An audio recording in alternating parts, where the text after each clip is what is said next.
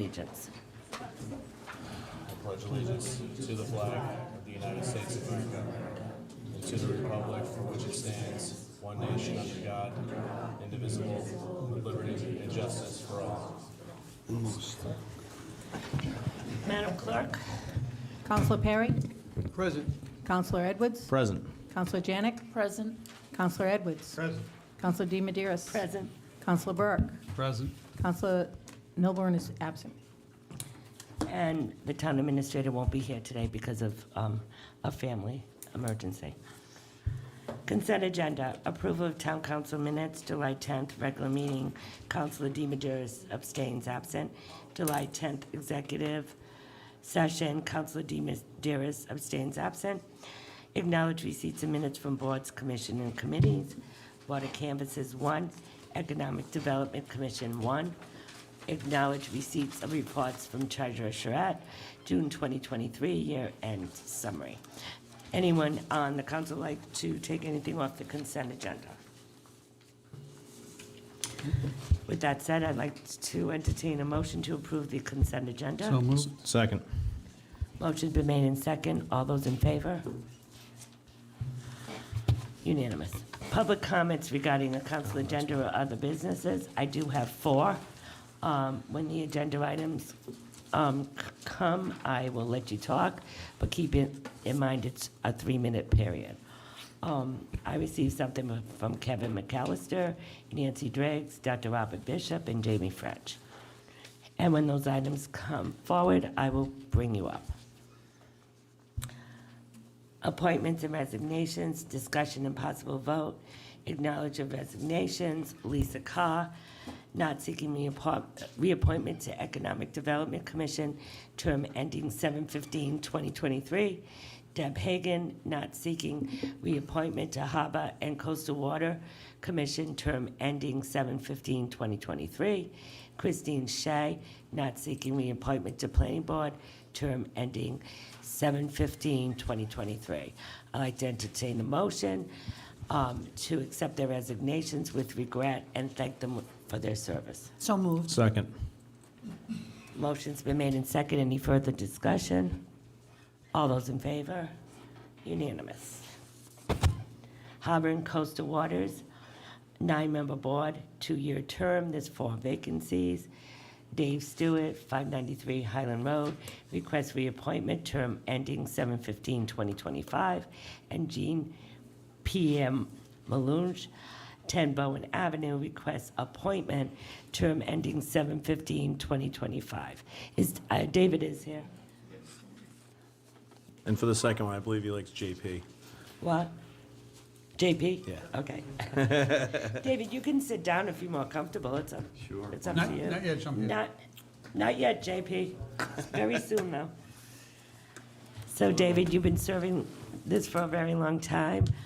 Just tell us why you'd like to be reappointed. Well, probably been down, I think, at least 20 years. I'm not Yep. sure how much longer, but this probably could be my last term. But I've been involved in projects from the Grinnell's Beach restoration to the Stonebridge restoration, the dinghy dock thing that we just did. My next thing, which I really like to address, is the Chase building, which we had a meeting with everybody almost exactly a year ago. I ran a business there for 15 years, and I've got a real affinity and real attraction to that place, and I was kind of asked to be the liaison between the Harbor Commission and the town, along with the DEM. Well, I have written letters. I haven't heard anything from DEM or for anybody from the state in almost a year. Is that any surprise? No, it's not a surprise. And I met with Jay Edwards down there on Thursday, last Thursday, just to kind of, see what he could do. Is this Jay Edwards or the rep? Jay Edwards Jay is the Edwards, rep? rep, not- Okay, not- all right, thank you. Sorry. There's a lot of Jay Edwards There's a lot around of here. John Edwards around, so be careful. But, and I sent a note to Jay today, and his contact that he wanted to really speak with was not around. He was on vacation last week, so there is it's the kind of times wanted to do some sort of an article about the building, because, I mean, it's a significant building. It's a disgrace that it's sitting there. They've let it go, it's trashed. It's a disgrace. And like I said, I've got kind of a personal attachment to it, and it's I really think the town has got to get involved. We put the Harbor Commission put a very elaborate report together about our plans and how we generate business and taxes and whatever.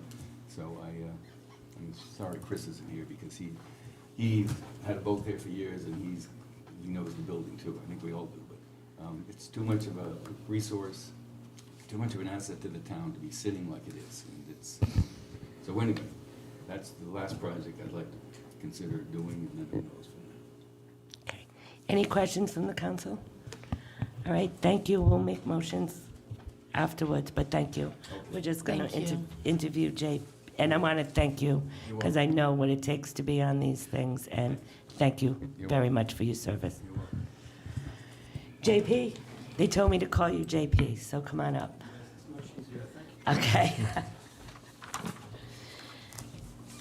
Welcome. Just tell us a little bit about yourself and why you'd like to be on the, Thank you. I moved to Tiverton about a year and a half ago. just bring that, yeah. Moved to perfect. Tiverton a year and a half ago, and I'm a long-time sailor. I've been sailing, racing my entire life. I applied to the recycling committee just because I would like to get involved in the town of Tiverton. It looks like there's very little activity. I did reach to a couple of people. I'm going to try to make a little bit of a difference if I can. But the Harbor Commission is of interest to me, again, as a sailor, as a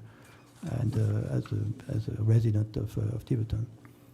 Heard a little bit of what David said, and that sounds interesting. I think I can contribute. I'm a business guy. I've been a sales manager for international company for many years, so I do understand business, and I understand boats, I think, and I love boats, and I love to contribute a little bit if I can. Thank you. You're definitely qualified. That's the As only I looked resume. at I this. didn't mean to be, but yes, thank you. Any questions from the council? No, just thank you, because I know you were just here for the recycling committee, so we thank you. It's great seeing new faces, and Well, thank you. I'm trying. I really enjoy being in Tiverton. I like to contribute a little bit if I can, and Perfect. I did enjoy your long list of all your boats over the years. We may recruit you for other things now that you're joining us. You do know that, right? Okay. So the first thing we have to do is I'd like to entertain a motion to waive our policy. So moved. Second? Motion's been made in second. All those in favor? Now I'll take motions. Madam President, Yes. I'd like to make a motion to, can I do them both at the same time? Yes. All right, to reappoint Dave Stewart, 593 Highland Road, and appoint Jean-Pierre Moulin, did I say that correctly? Close enough. Moulinier, yes. Moulinier, all right, Moulinier, 10 Bowen Avenue to the Harbor and Coastal Commission. Second? Any further discussion from the council? All those in favor? Congratulations. Thank you so Unanimous. much, gentlemen. Thank you. Thank you very much. Thank you, David. Thanks, Hey, David. Dave. David. You're all set?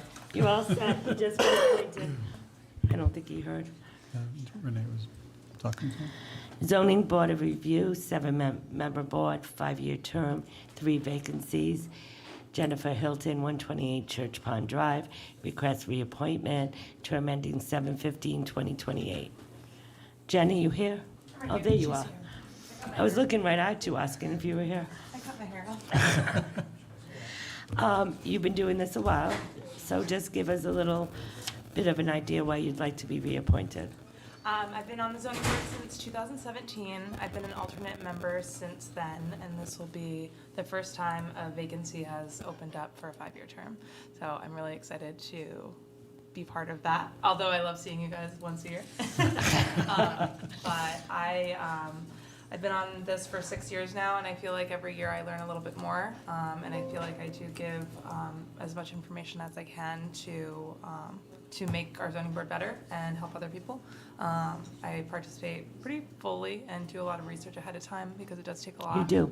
I watch you. So I think that's really important, rather than having someone just sit there and not know what's going on.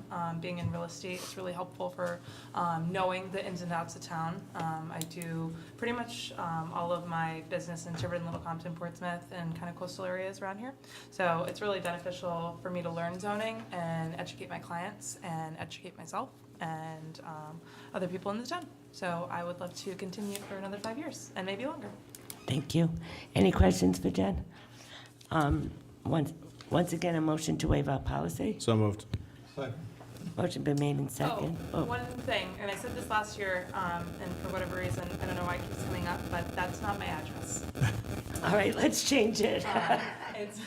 It's 180 April Lane, Was it ever that address? my parents. Oh, okay. But I've been on April Lane for 5. But it says, 6 that's plus on this application, 180 April Lane. Yeah, but on the agenda, it's On the- still on the the old agenda. one. Yeah, Yeah, it's probably just carried over. yeah. Anyway, that's not my address. All right, thank you. Did I get a motion? Yes, you did. Do I have a second? Seconded by Jay. Okay, all those in favor? Now the next motion, please. Madam President, Yes. I'd like to make a motion to reappoint Jennifer Hilton, 180 April Lane, to the zoning board for a term ending 7/15/2028. Just to be clear, it's not a reappointment, it's an appointment to a It's full. appointment. Appointment Appointment, but it's a to, full not, member, yeah. yes, Full- correct. full member. Second. Do I have any further discussion?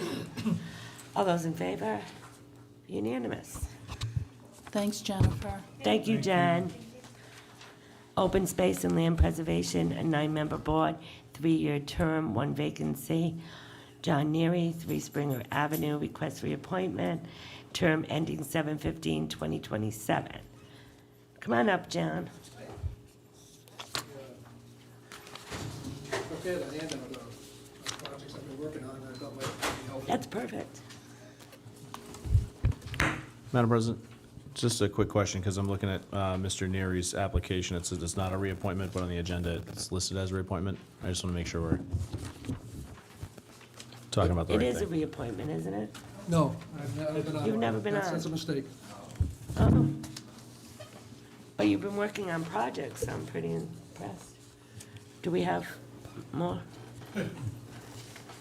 Me and Mike can share. The lawyer's holding on to him. Yeah, here we go. I have one. All right, so, John, tell us a little bit about yourself and why you'd like to be on the open space and land preservation. Pretty much, I like to see more people be able to come to Tiverton and enjoy the hiking and biking trails we have, improve them so they're easy to walk on. And I think I have an ability to organize volunteers, and also I have connections for grant money if we need materials. Perfect. And I enjoy the outdoors. And I've been working at the Weedamo Woods occasionally. I go a few times a week to cut out down branches and things like that. And that's, And Gary Plunkett suggested you apply, is that correct? excuse me? Gary Plunkett suggested you apply. Yes, he. So he must suggests I appreciate the apply, work. yeah. And I've been working closely with John Paul, who is the trail manager. I think he's a trail manager, and making sure what we do is compliant with what's wanted. Any questions? No, just again, it's great to have some new faces, new voices in, and that's a great group, and you will enjoy working with them. And just having Gary's vote of confidence is a big thing. Right. So, we have to waive our policy again. Madam President, motion to waive our policy and appoint this evening. Motion been made in second. All those in favor? Next motion. Madam President, motion to appoint John Neary, 3 Springer Avenue, to the Open Space and Land Preservation Commission for a term ending 4/15/2026. Motion been made in second. Any further discussion? All those in favor? Congratulations, welcome aboard. Thank you. Economic Development Commission is a 5-member board, 4-year terms. There's 2 vacancies. Martin Van Hoff, 170 Boogamarsh Road, request reappointment, term ending 7/15/2027. Hi, Martin. Good evening. Good evening. Just tell us why you would like to be reappointed. Well, I think I bring a voice of a past small businessman and understanding kind of where small companies are impacted by towns, and although it wasn't in Tiverton, it was in Portsmouth, but, so it gives me a bit of an outlook for that. I One small thing that I do with Renee is keep the garden up at the north end of town, looking reasonably well, really reasonably good. And I want to reiterate that we've had some considerable discussion about the building down on Riverside, in the Economic Development Commission meetings, and that it has been laying dormant for way too long. Way too long. So I think the Harbor Commission will have an ally in our board for sure. Good. They always do. Any questions? Yes. Not a question, but I want to thank you, Martin, for your work on the Economic Development Commission to date. Thank you. I think you're a very good member of the commission, having been the liaison since I started on the council. You bring a lot of ideas and are very helpful with Renee with the work of the commission, so thank you. Appreciate that. Thank you. Motion to waive? So moved. Motion been made in second. All those in favor? Next motion? Madam President, I'd like to make a motion to reappoint Martin Van Hoff, 170 Booger Marsh Road, to the EDC for a term ending 7/15/2027. Second. Motion been made in second. Any further discussion? All those in favor? Welcome aboard again. Thank you. Thank you, Martin. Planning Board, 9-member board, 3-year term. There's 4 vacancies. I don't see Bill Gerlich. And President Bill called today and said he had a commitment that he had made, but he would be able to make the next one. Perfect. I wanted to, I was out and about in town this weekend, and a couple of people said that they would be interested in the planning board. It's an extremely important board, and we really do need every member there. So if anyone out there is listening to me, there's 4 vacancies. Bill Gerlich is a real good choice, but we still have others. So please get in touch with the town clerk. We'll be interviewing next week again. And the 2 people that talked to me, I hope you're listening. Thank you. Town Farm Renovation Committee, a 9-member board, 2 vacancies. Maureen Moreau, 47 Peaceful Way, request appointment, term ending 12/31/2023. There you are, Maureen. I do want to say that I received a phone call from Stu today, and he's recommending that we put Maureen on this. Maureen, tell us a little bit about yourself and why you Sure. want to be part of this. Sure. So I've lived in Tiverton for about 26 years, and my husband and I raised our daughters here. We spent a lot of time at Town Farm, at softball and playground and so forth. And I've been involved in the town in other ways over the years, and I'm just looking for another way to get involved.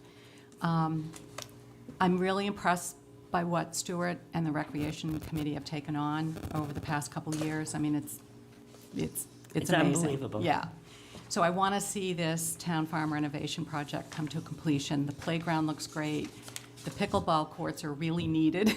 I do play pickleball. Oh, you do? So I have a whole community of people in Little Compton and Tiverton that I know will use those courts. And so I wrote to Stuart and said, I'd like to help. And he did call me, especially today, and tell me that he Oh, great. very much is for this nomination. Any questions for Maureen? No, I'm just really thankful that you put your name out there. Oh, thanks, Deborah. Again, yes. And We and need you were there for workers. soccer, too. Yes, I was there for soccer, way back. And that little one just came back to visit from California. Okay, so I need a motion to waive. So moved. Second. Motion been made in second. All those in favor? Next motion? Make the move that we approve Maureen Morrow to the Town Farm Recreation Renovation Committee for a term ending 12/31/2023. Second. Motion been made in second. Any further discussion? All those in favor? Unanimous. Thank you. Welcome aboard. Thank you. 7, public hearings, discussion and possible vote.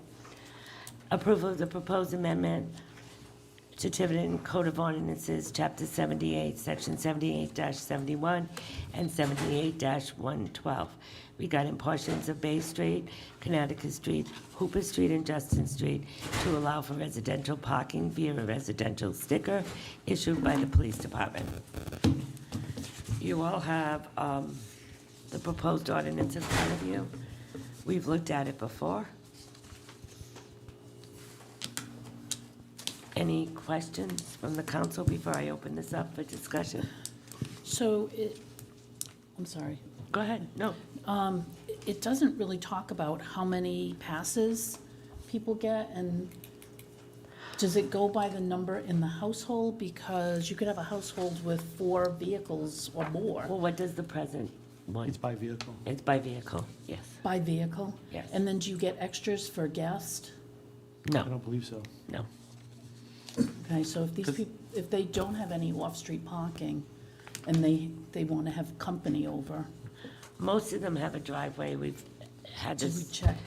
well, a lot of what we've approved in the past had a driveway. Driveway. So what happens is they park on the street and their guests park in the driveway.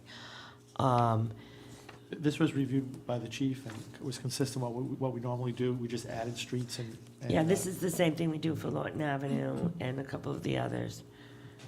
The chief gave me the directions, that the distances as you see on the next page.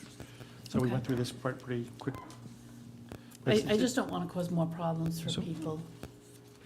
I think the other thing is, if you read this, it says parking prohibited. No person shall park a vehicle at any time upon any of the following streets or portions of such streets.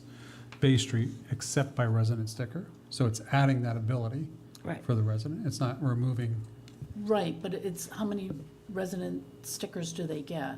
Per vehicle, and they have to, if I Right. remember this, they have to show their registration. Right, and right now, they legally can't park there Can't anyway. park there at all, I know, right? so it's even worse. And the rationale, I think, was because of some other people who were illegally parking down there. Correct. But I think by trying to fix that, we made it a hardship for people who live there. And I just want to make sure that we're. Yeah, but they it couldn't fits- have legally parked there anyway, so now we're letting them park there. Just- Residents Just couldn't- as long as they have enough stickers for Yes. their needs. Yes. Any other That's questions? all I have. Okay. I'd like to, this is a public hearing, so I'd like to open it up to the public. Is there anyone out there that'd like to comment on this subject?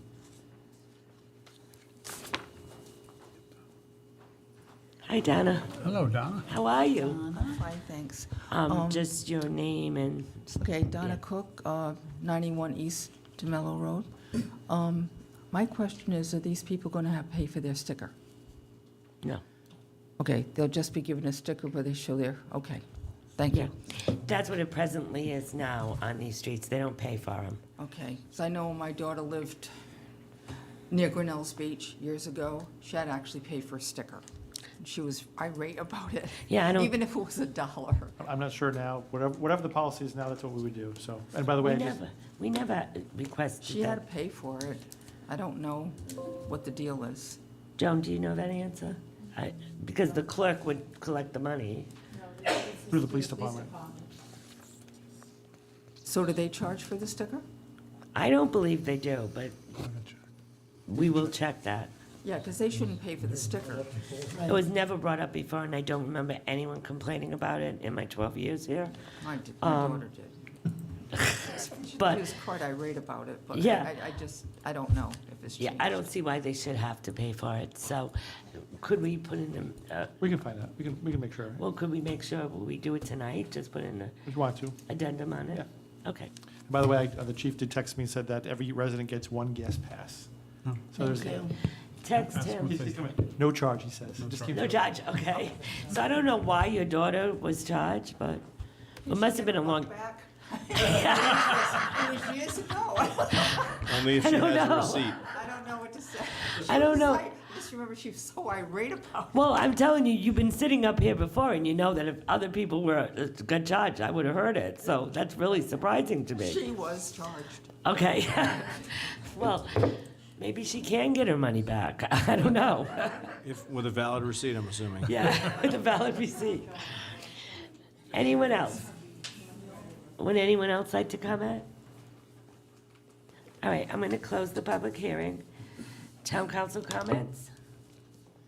Would anyone like to add, oh, it is no charge, so we don't even have to add that, okay. I'd like to entertain a motion if there's no questions. I'd like to make a motion that we approve the proposed amendment to Tiverton Code of Ordinances, Chapter 78, Section 78-71 and 78-112 regarding portions of Bay Street, Canonicus Street, Hooper Street, and Judson Street to allow resident parking via residential sticker issued by the police department. Second. Motion's been made in second. Any further discussion? All those in favor? Unanimous. Approval of the proposed amendments to the Tiverton Code of Ordinance, Article 4, Section 9, Service Business, including Tiverton Form-Based Code of the Tiverton Zoning Code, and deleting crematoriums as a permitted use in all zones within the town of Tiverton. 1, Planning Board recommendation. And I'll read the Planning Board recommendation. Dear President deMedeiros and members of the Town Council, at May 2nd, 2023 regular monthly meeting, the Planning Board unanimously approved a motion finding that the proposed amendments of the Tiverton Zoning Code regarding crematoriums are consistent with the comprehensive plan. The motion further recommends that the council investigate alternatives to allow crematoriums in limited areas under careful restrictions that guarantee public health and safety. Okay. Any comments right now before I open this up? Because there's a few people that wanted to talk.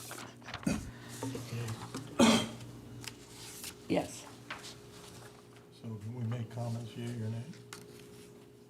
about the planning board recommendation, or you want to wait? Why don't we wait until we hear from the public? Okay, is that good? So then maybe that'll change the, It won't change mine, but. It won't change mine. all right, so go ahead, guys. Okay, so, the planning board recommended that we consider alternatives. And my feeling is, I would not want to consider any alternative unless and until crematoriums have quite elaborate emission scrubbing systems on the stack that absolutely precludes and prevents any pollutants from going into the air, particularly mercury. And without that, I don't want them in town. I just want everyone, including the public, to realize that there is a crematorium that's not functioning right now, and it would have nothing to do with this ordinance. They're licensed to do so, they can do it. So there may be one crematorium in town, but this prevents any others. Nor would this affect the current application that was Right, nor submitted. would it affect the current application. But I don't think people understand that this isn't saying no crematoriums at all. This is just starting from here on. Who else you want to I come? think Deb had some Deb. first. I agree with Jay. We've heard so many people come and speak. We've had so much literature in front of us. We've deemed it unsafe for that particular location on Main Road. Why would we want to put it anywhere else in Tiverton? It just affects other neighbors. It's just It would moving the just, it problem to would move the somewhere else. problem somewhere else. And if we're saying it's not safe for this neighborhood, it's not safe for any other neighborhood, in my opinion. Just very quick, as the council member who asked that we put this proposed amendment to the ordinances before us, I certainly support this proposed amendment in full. And I think, for those who are here who support this amendment as well, I just want to let you know, I think you have a friendly audience here, so there's not a lot of convincing to do of this audience. Thank you. And I do have to say, I agree with the other three members also. And like I said, why move this to another neighborhood? It's just giving the problem to another neighborhood. But like I said, I just want everyone to realize that this doesn't stop the two right now. And because I've been out and about, and people think that this is gonna stop it all, it is not. So I just want to make people aware of that. Anyone else? Dr. Robert Bishop, hi. Hi, how are you? I heard you at the zoning. Yeah. I know. The reason I wanted to Planning, bring I some think. additional information to the board, with the whole idea of looking at another location, and I think we all understand immediately around homes, neighborhoods, and all the problems that the current location faces. So without revisiting that, some people say, well, how about the industrial park? All right? And the problem is the industrial park borders is in a watershed area. So I have an EPA reg, which I will leave with you, basically saying that one of the biggest problems is that this mercury gets into a watershed area. Now you're polluting the whole town. We realize that. Yeah. So that was basically what I was going to provide to you. I think you understand it already. I can drop these off and. Perfect. Thank Perfect. you. We're done. Thank you. Thank you. Nancy, I will get you in a minute, but Jamie also put her name here. Is Jamie French here? Yes. Because you would be next, and then Nancy. I have a question about the ordinance. Yeah, just wait 1 second. Let Jamie talk first. You coming? Yeah, just put it for the record, and You have a comment? just keep in mind, it's 3 minutes, okay?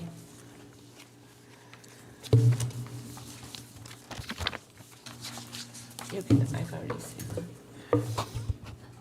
Hi, Jamie. Hello. State your name and address, though I didn't do that before. Jamie French, 48 Craig Avenue. And I would hope that we put this issue to bed and that we decide not to have any more additional zones changed so that we can we would not permit crematoriums anywhere in the town of Tiverton. So we should, as you said in your amendment, number 1, we take it out of the 3 zones that it currently is permitted in, and we take it out and make sure that we don't put it in any other zone. Exactly, we're putting a moratorium on the whole thing. The industrial park is a very, I don't think people realize how small the industrial park is. People act as if it's like somewhere out in, a million miles away, and it's like a million miles big. And when you say, well, if you put something there, it's going to be next to our watershed, it's going to be in our watershed buffer, and people go, oh, no, it's nowhere near the pond. The industrial park's nowhere. Well, it's not only that, it's near a neighborhood. And it's also near a sports complex where children are coming in and out continuously. And it's near other buildings, other businesses. And it's near a ranger school. Well, it's very near Ranger School. And with the issues associated with the psychotoxic emissions, what we were referring to as the invisible emissions, those are quite bad, especially when children come in contact with them. They can often, prenatally or young, they often will need additional educational support in the school systems. And so I would hope that we tonight say that we don't wish for any other crematoriums to come into Tiverton, and we can deal with the ones that we currently are dealing with. So, Thank you, Jamie. Thank you. Nancy? I just wanted a quick clarification. The question was asked whether it affects the current application, and the answer was no. Is that current application the one that was going to be on Main Road? Yes, that's under still, appeal? that's still And that's in the because process. they had already applied before this happened? Yes, yes. Okay, thank you. Anyone else? I'm surprised there's no one else, really. Sometimes things surprise me. You've said it all. Yeah, so I'm going to close the public hearing and entertain a motion or comments. Councilor Burk? Make a motion to approve the proposed amendment to Tiverton Code of Ordinances, Article 4, Section 9, Service Business, including Tiverton Form-Based Code of the Tiverton Zoning Code, and deleting crematorium as a permanent use in all zones within the town of Tiverton. Second. Motion's been made in second. Any further discussion? John? Just one point, and again, I'm obviously going to vote in favor of this, but I know there's been discussion around, the mercury, vapors entering the atmosphere, and certainly we have this handout from the EPA, but just a quick Google search turned up that the NIH, which is another federal agency, doesn't seem to think that that's a problem. So, even our own government doesn't really know. Yay or Right, nay. and I think because that question is there, who knows, right? There's opinion that it will affect, and I agree with you, John. Yeah. I've looked at a lot of literature that disagrees with that, but just that the question is out there, just that people think it is, makes me pause. So, Yeah, and the thing, they were selling cigarettes for years and years. I never not said knowing anything was wrong with that. Until later, so. Oh, there's many things like that. We just don't want to, I don't think we want to say just because some people think it's safe that we should do it, and then years later find out we were wrong, so. I Okay. feel for health and safety, we need to err on the side of caution. So I have a motion and a second. Any further discussion? All those in favor? Unanimous. Thank you. Thank you, everyone. We don't get clapped very often, so I take advantage of that whenever I can. I'm sorry, I didn't mean to be cocky, but, all right. Council President deMedeiros. Madam President? Yes. Do you want me to add mine now or at the end? Why don't we add it at the end? Does Okay. that sound, it's, if you'd like to add it now, I. No, that's fine. Okay. I'll wait till. Let them add it as at the end. Okay, John, go ahead. You're gonna add it to put at the end. That's fine. That's what the attorney just told me. All right, We're so. gonna make it G for discussion only. Yep, and so the motion would be pursuant to RIGL 4246-6B. I'd like to make a motion to amend tonight's agenda to add an item regarding this past weekend's road race sponsored by the organization, the Courtney Roderick Courtney Roderick. Fun Run for purposes of discussion only. Okay. Do we have to second? Yes. Second?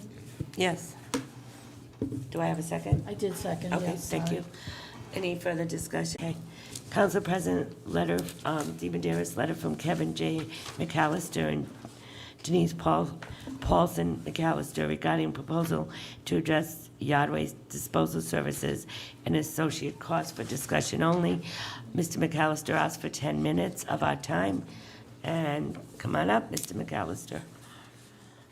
I understand you've discussed this with the town administrator and DPW several Well, actually, times. I have discussed it with DPW, but that's part of the story. Again, for the record, my name's Kevin McAllister. I'm here with my wife, Denise Paulson-McAllister. We live at 39 Ocean View Avenue. It's in the north end off Haskins Avenue. So last month, I got interested in the yard waste disposal situation that developed when the old facility had to be closed by DEM. Prior to that, we had actually purchased a pickup truck, and I was happy bringing my yard waste, just grass clippings typically, to the dump, and that closed, that became unavailable. This year, I was hoping that a new facility would be in place. I understand some events occurred, that the new, former new location for that purpose was under review with DEM, and then the town, I've been told, decided to sell that property, which stopped that progress, and then a new place had to be found and start all over again. So meanwhile, we have 1.13 acres of land, 0.13 acres of land with grass. We mow it ourselves.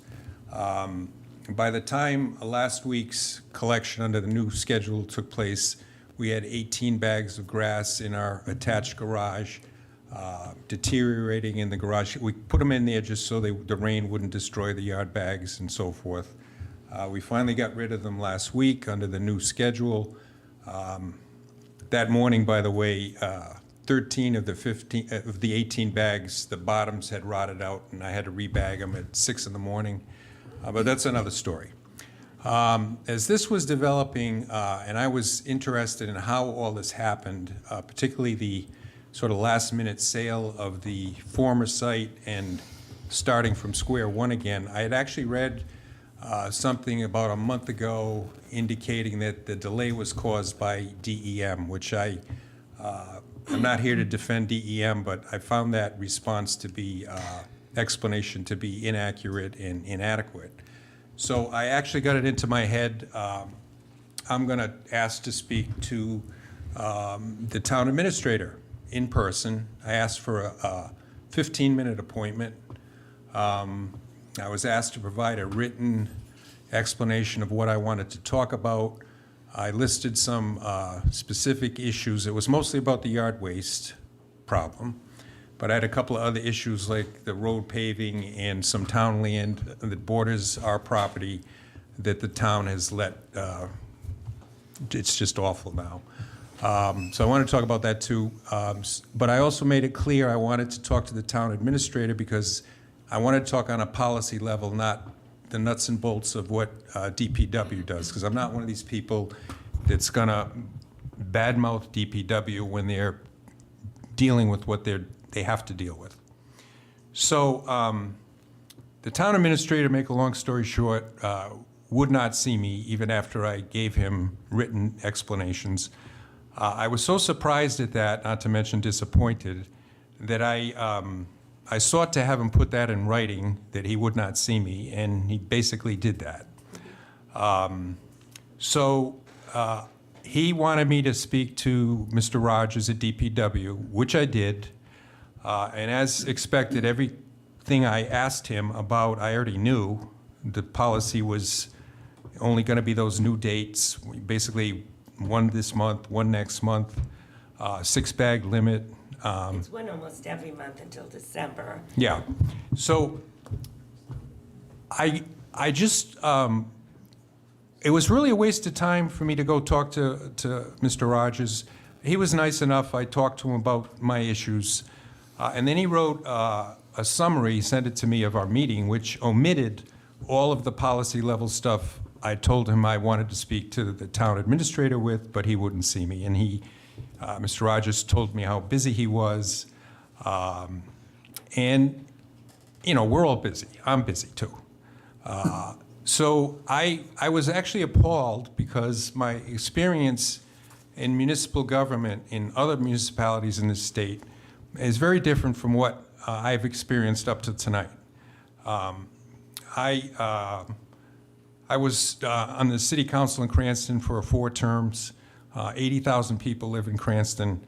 If somebody, a constituent, wanted to see the mayor or the council president, and I was the council president, we'd give them an appointment. There was not a screen, there was not a filtering. We'd get an appointment. Everybody got an appointment. Wasn't politically connected. Recently, I was the town solicitor in Hopkinton, which is like the other end of the spectrum population-wise. From Cranston, 8,000 people live in Hopkinton. Town manager government, anybody wanted to see the town manager, it's an open door policy. You could see him. If you want to go to the council, as you guys let me speak tonight, you could do that. In Cranston, you could always do that. 3-minute limits sometimes occurred, but they were always waived if it was an issue of interest. So I'm not here to throw stones or point fingers, but originally I wanted to talk about what happened with the yard waste disposal situation. How did that happen? How did the old facility end up getting sold without a contingency plan? And because there's consequences to this. I have the answer to that if Okay. you'd like me to answer. I would like you to answer, but if I could finish my presentation, please.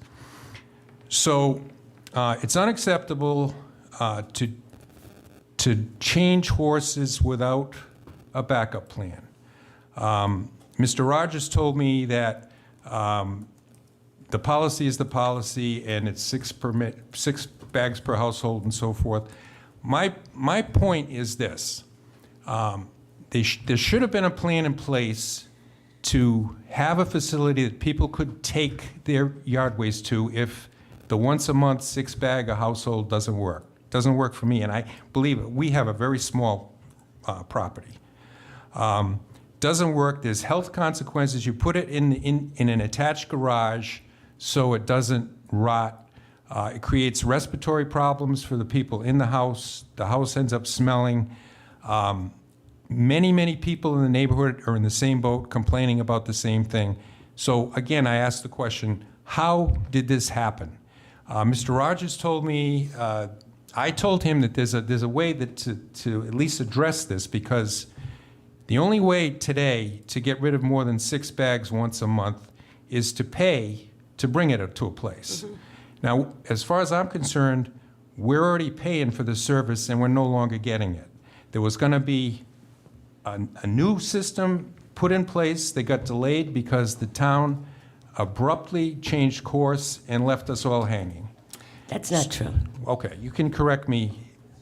So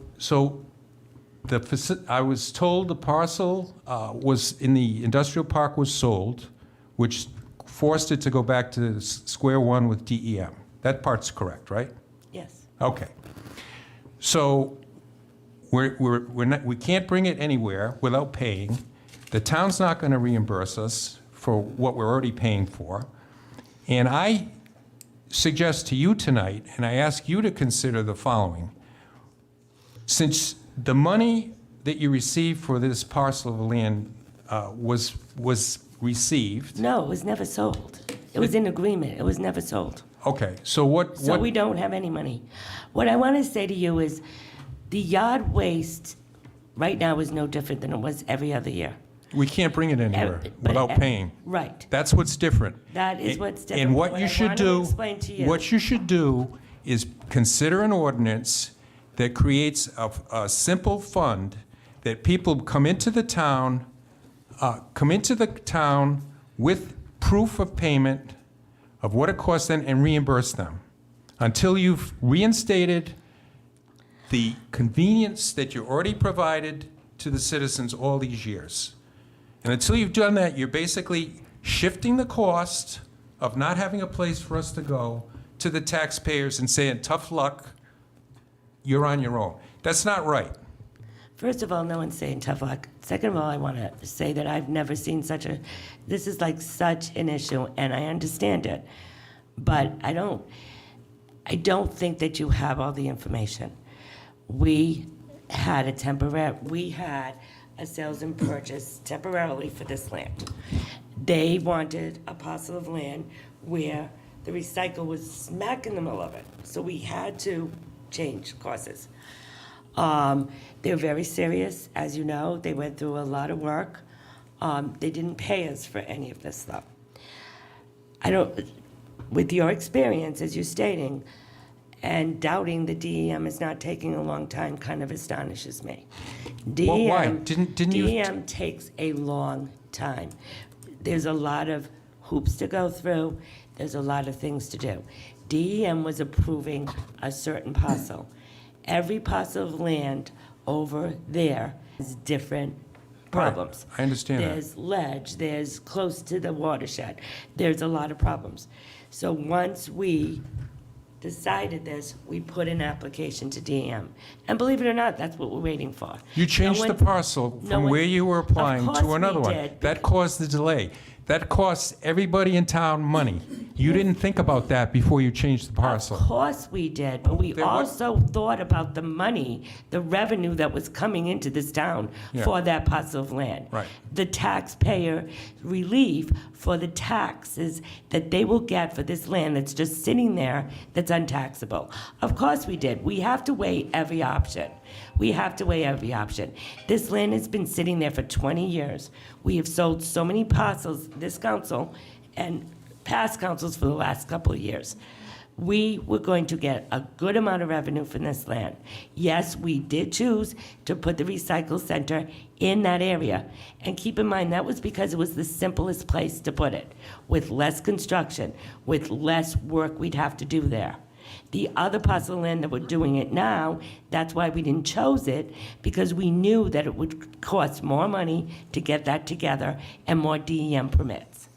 So you created a change in policy to a an- different policy that caused a delay of probably 2 years, if I'm following you correctly, without a contingency plan. What do people do in the meantime? You didn't even think about Well, it. first of all, that is absolutely not true, because we have discussed, when we realized what an issue this was, we actually picked up the yard waste at one point, and then we joined in with our trash certificate and agreement to pick up yard waste. We are paying attention.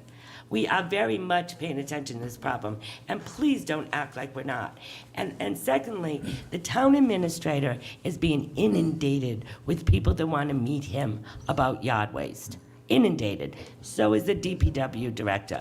We are doing, but there is a process. We are doing the best we can. We got the trash people to pick it up.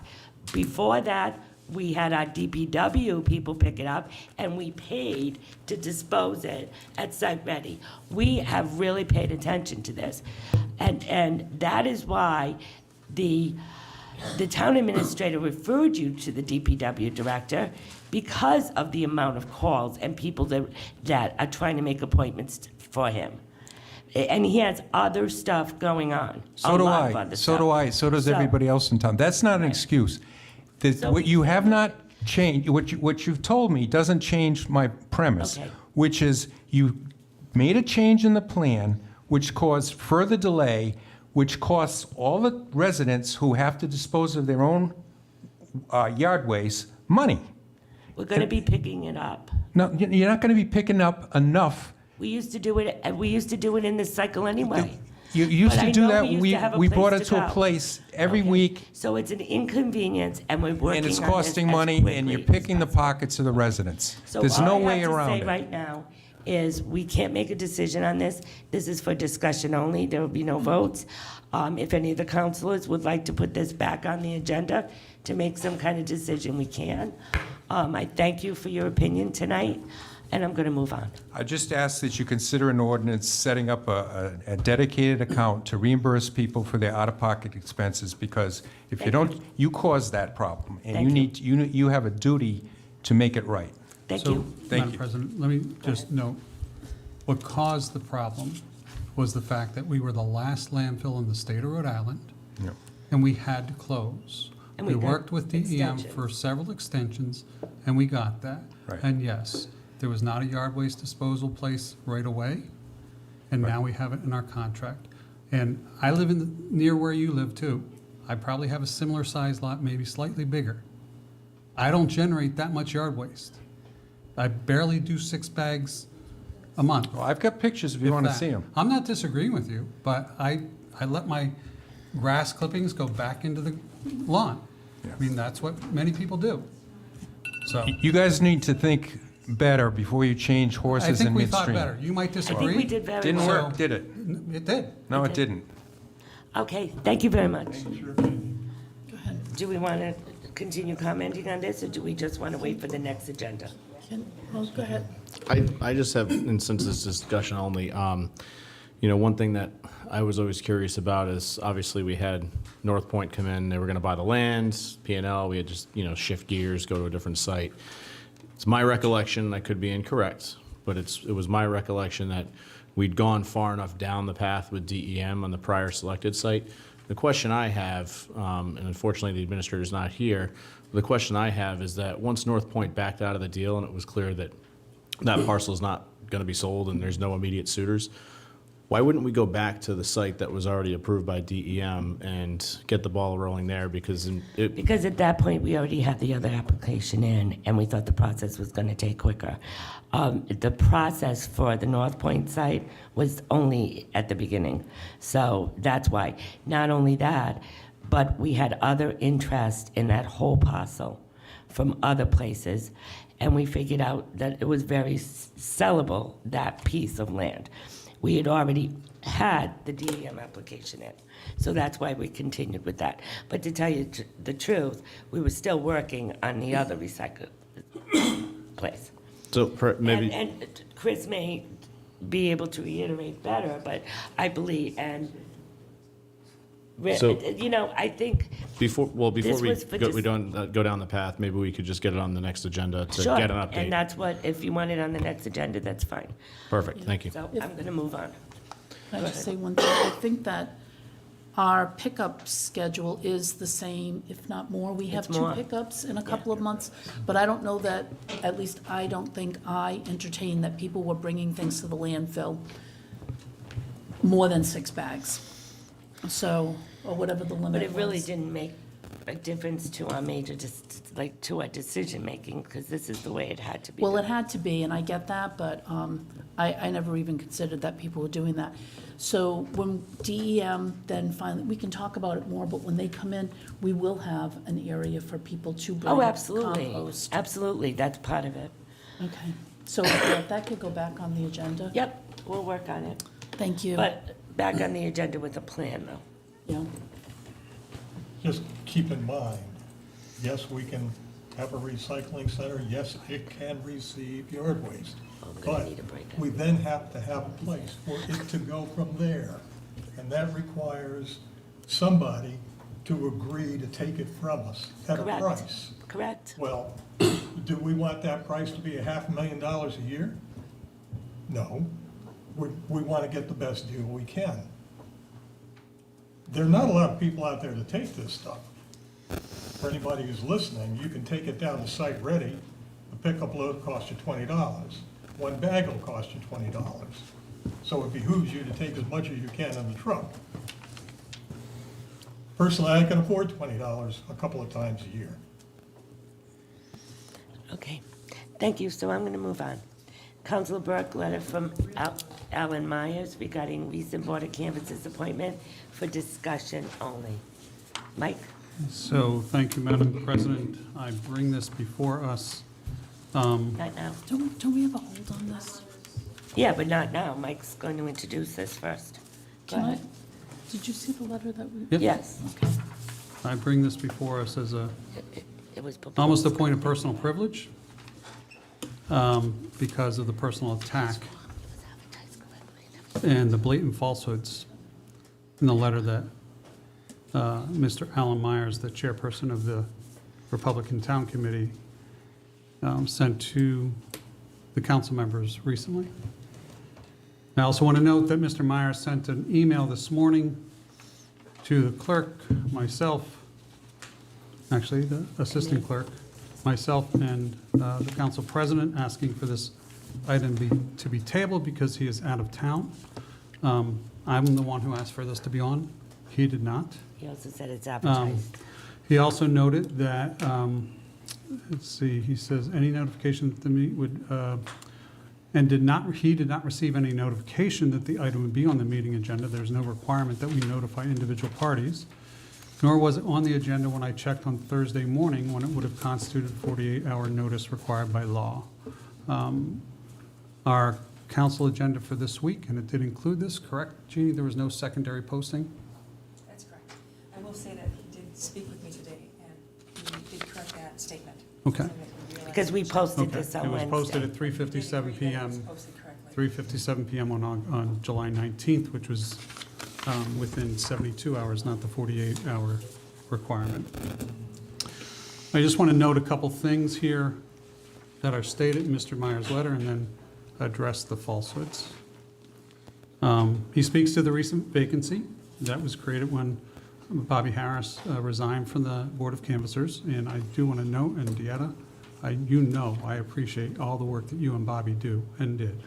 I think you have been wonderful partners for the town on the Board of Canvassers for years, and I highly respect the both of you.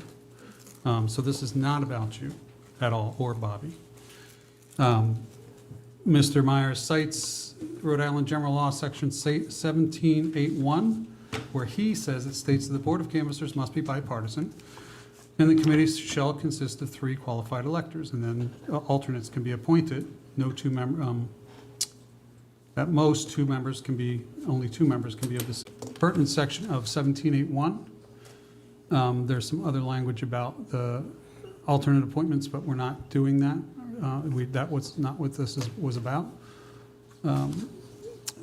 Appointment of bipartisan authority The legislative body of each city and town shall appoint a bipartisan canvassing authority of 3 qualified electors of the city or town, not more than 2 of whom shall belong to the same political party, and may appoint 2 alternates, not more than 1 of whom shall belong to the same political party. So at no time did this council entertain any suggestion to nominate 3 members. It's a 3-member body, except for the 2 alternates. 2 have to be from one party, because they have to be Republicans and Democrats, not independents, non-affiliated, it's none of that, by state law. And 1 would be the other party. So I've been in town about 20 years. We've always had a Republican majority on that committee in that time, and I'll get to that in a minute. The other piece is that I want to get to, and this is the part where I see it as a personal attack. Additionally, at the town council meeting, Vice President Michael Burk is on tape stating, and he has this in quotes, he did not care if they were violating the town charter. They were going to vote to replace the Republican with a Democratic nominee, Andrea Souza. Mr. Burk does not take his oath or laws and statutes enacted in the state of Rhode Island and the town of Tiverton seriously, nor does he believe he has to follow the law. His blatant disregard for the law should give all residents of Tiverton pause. Mr. Burk should immediately resign from the town council if he utterly disregards the rules in Rhode Island and the charter of Tiverton. I will tell you, anybody who knows me knows that is a complete and utter lie about who I am and how I respect the law and ordinances and statutes. So let me read from the town charter. This is what the town charter says.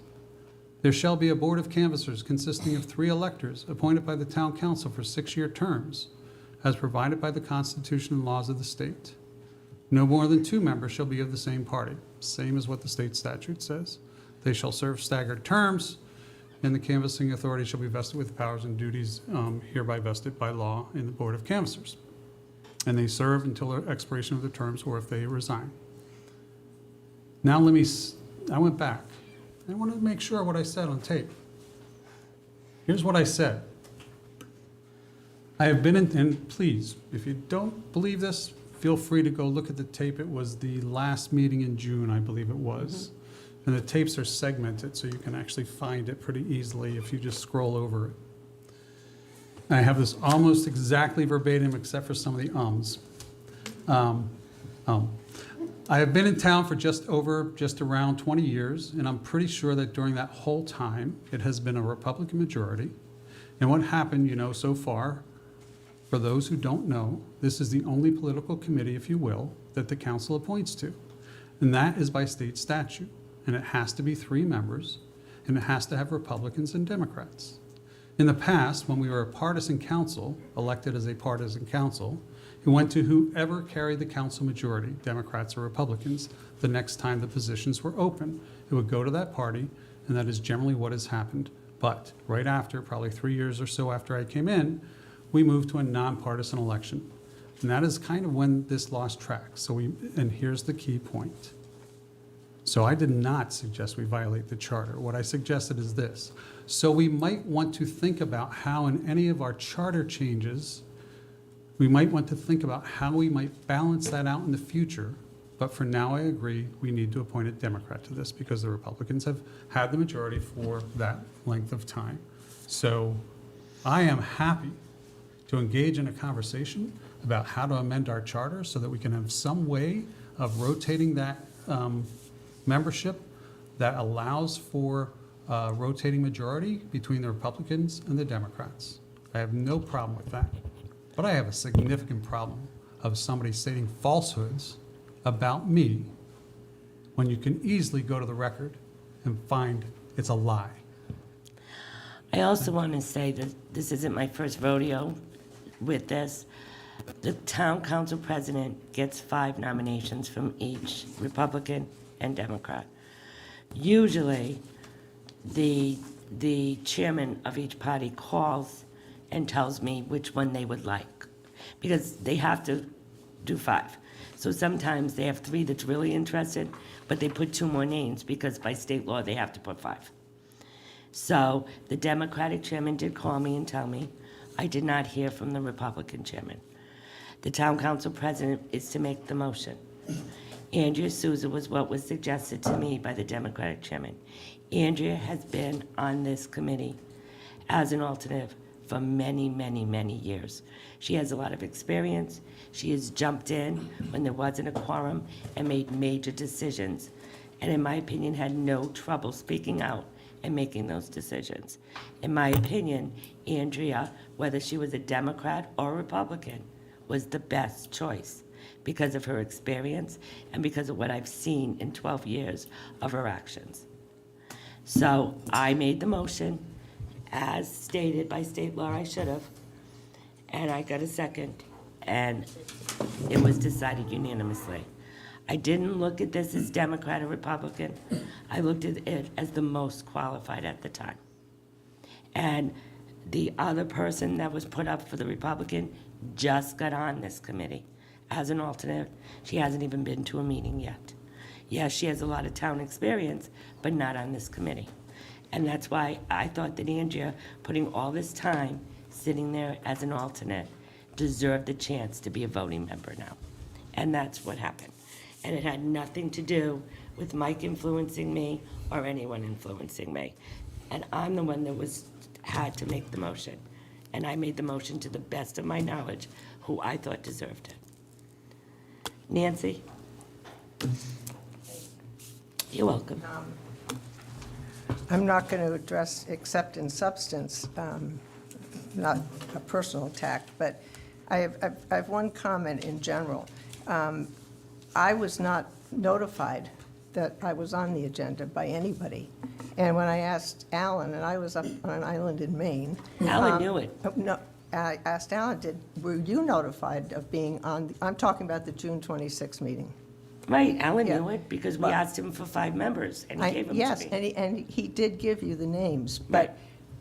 I would think somebody would notify me that I was on the agenda, okay? Well, it wasn't only you, it was the 5 people. All And- 5. And Right. frankly, when I came, so when I went through, I ended up watching the meeting on video, because I thought, why did I not even know about this? And I really did think it was odd that even the only person who showed up for that meeting, out of 10 names given to you for an interview, was Andrea. Because the And nobody Demo- else. and Can I have my time, and then you can? Yeah, but you're So- accusing us of something No, I'm that's not not. true, I'm just saying, I Nancy. didn't know about, nobody. Allyn should have notified you. He But gave the he- 5 names. I understand He he knew did, it was but going he to be didn't- on the agenda. I don't think, well, I don't I will ask notify him that. people who but request to be on the agenda that they're on the agenda. They're put Well, on the agenda. I can't answer that. Okay. I did not know anything about it. But concerned me about what happened is that my read of what the charter, which Mr. Burk just read, the charter language says that people are appointed for a 6-year term.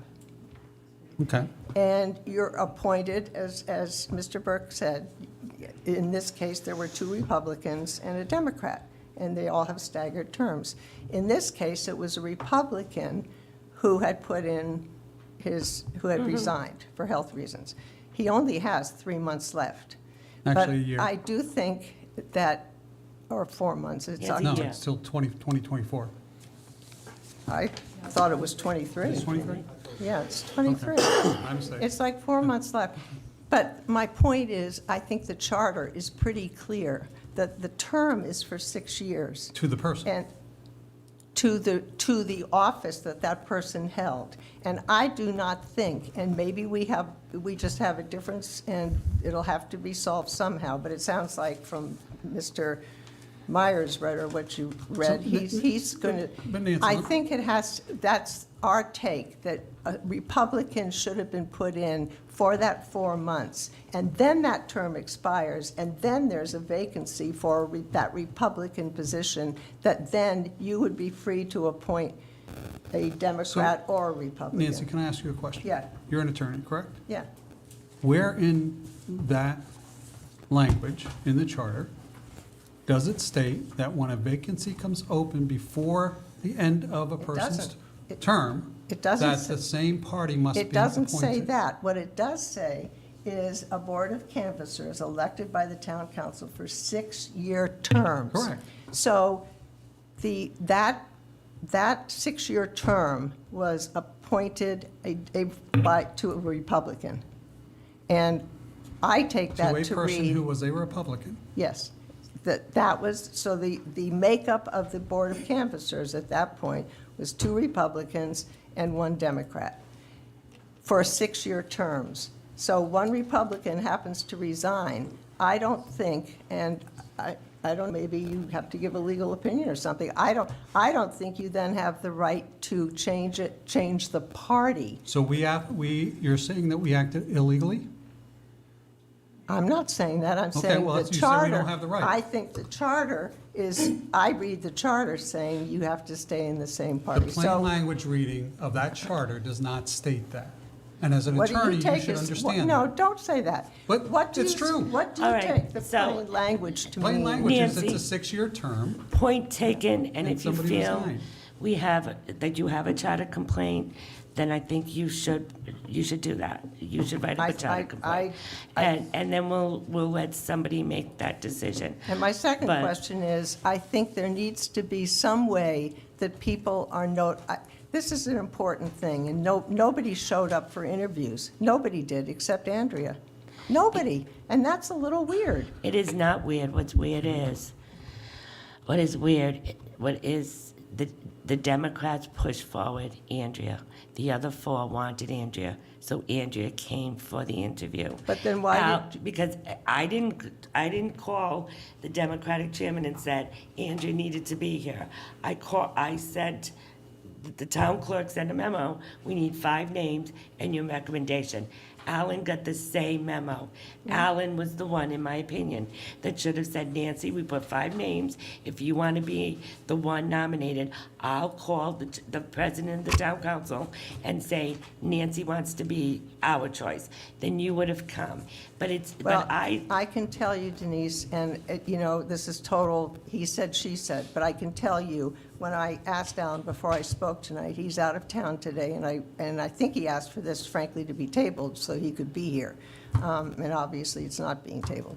However, I asked him, I said, did you get any, I was not notified. Did you have any notice? And he told me no, so that's all I. He knew because he sent me the names. I understand, but that doesn't mean he knew when it was going to be on the meeting, right?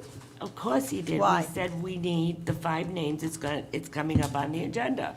He absolutely knew. Coming up on the agenda for the actual date. Yes. Well, all I can say Yes, is. yes, Fine, right, Joan? fine. Yes. All right, I'm not going to argue Okay. So- about that, but I do take the position, and it sounds like it's a position from what you said that Allyn's taking, and I don't know if somebody's already in the process of No, looking there's into no this. charter but- complaint, but No. I welcome it if you think we did something Yeah. wrong. Yeah, okay. And of course, I've welcomed it in the past, and you guys have put it in, so why don't we just get it over with? Yeah. Thank you. Okay.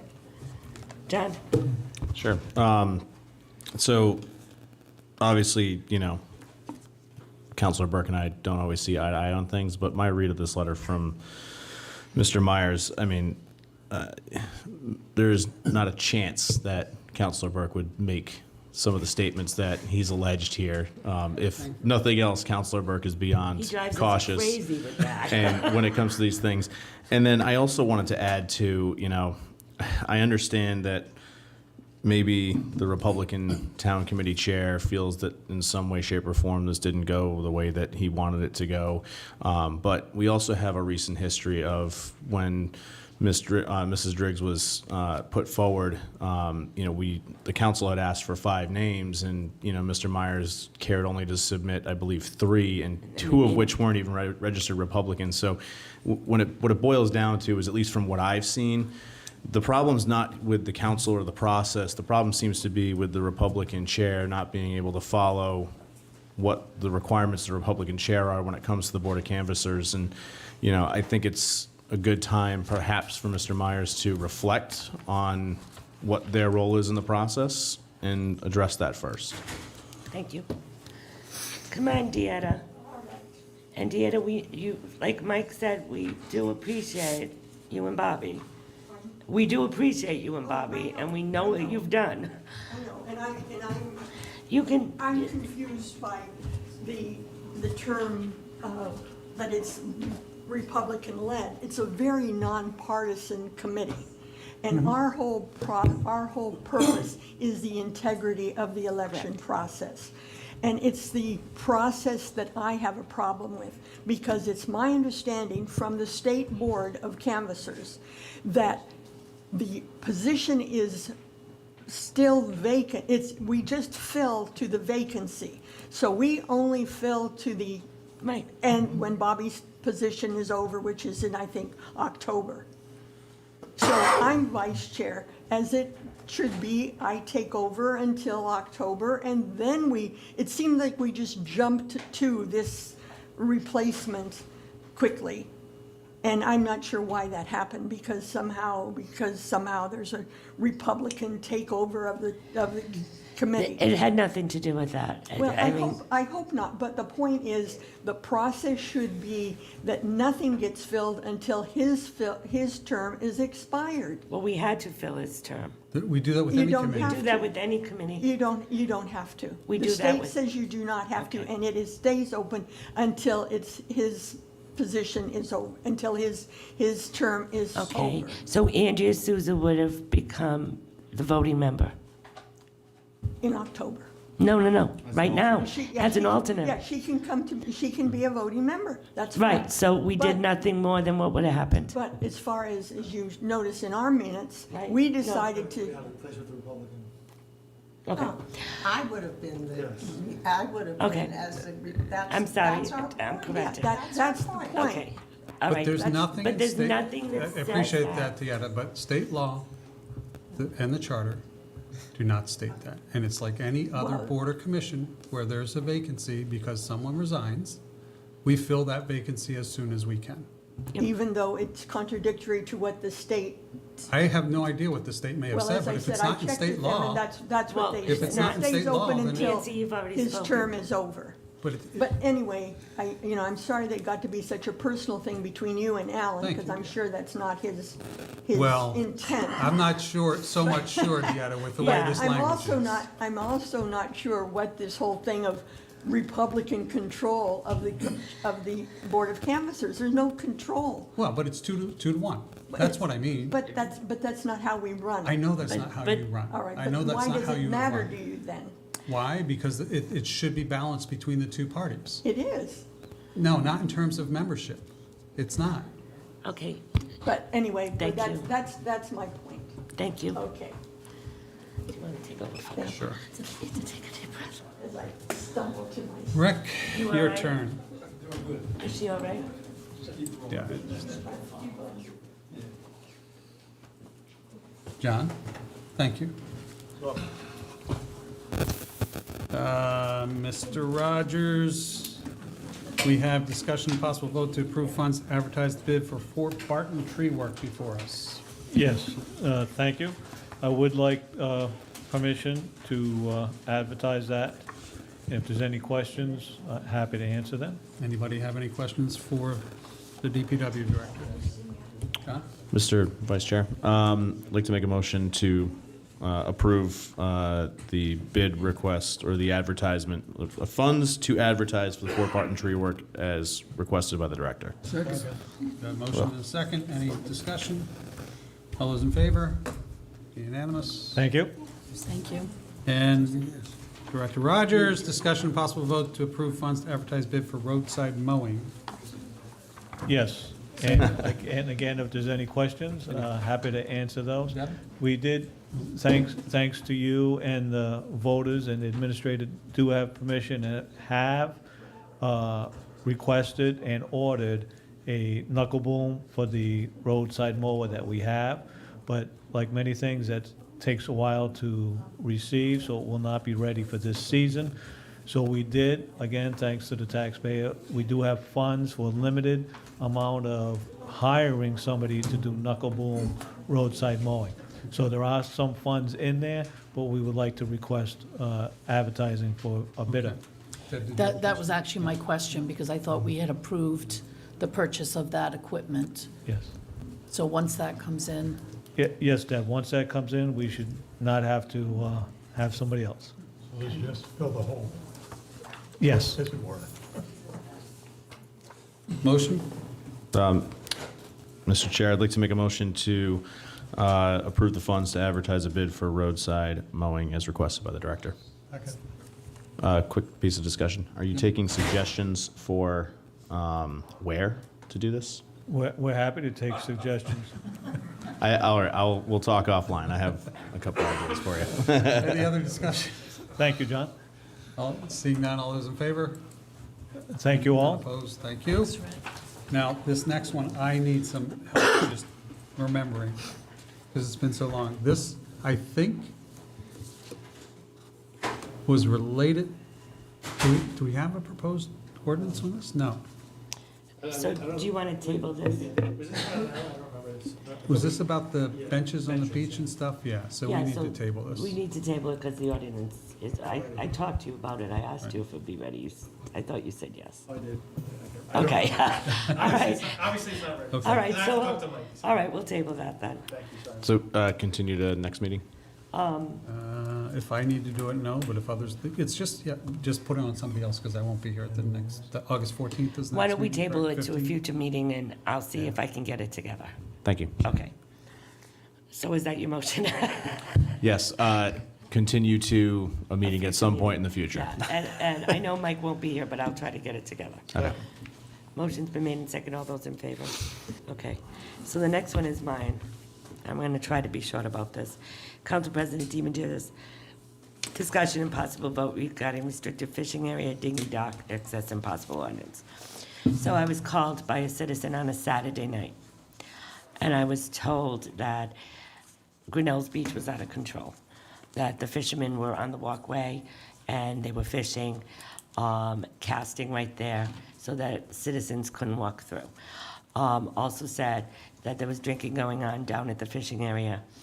I did go with Jay, because I wanted another council to witness this with me, because I've been accused of going into places and making decisions on my own, so I asked the council to come with me. It was a Saturday night at about 7:30, 8 o'clock. I was in my pajamas, so I got dressed and showed up. Got there about 8. So when I showed up, it was out of control. The parking lot was completely full, mainly all fishermen. I walked down to the fishing area, did see public drinking, asked them to pour it out. They told me they couldn't understand English. When I told them I was going to call the police, they poured it out. They understood police. I went to the walkway, and there were people fishing on both sides of the walkway, casting so that you couldn't walk through. Kids running everywhere that belonged to these fishermen. But what really concerned me is the dinghy dock gate was open. So the ledge where the gate is, was full of fishermen. And they were on the small ledge fishing, and there were kids over there also.